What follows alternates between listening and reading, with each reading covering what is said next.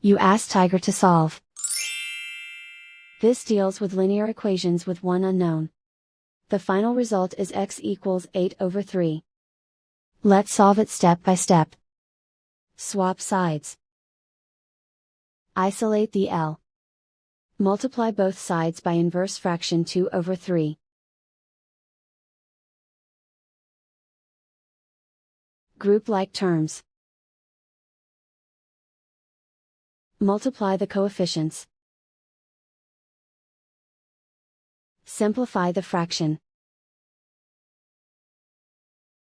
Multiply the fractions.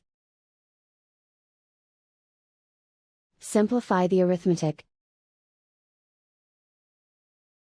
And so the final result is x equals 8/3.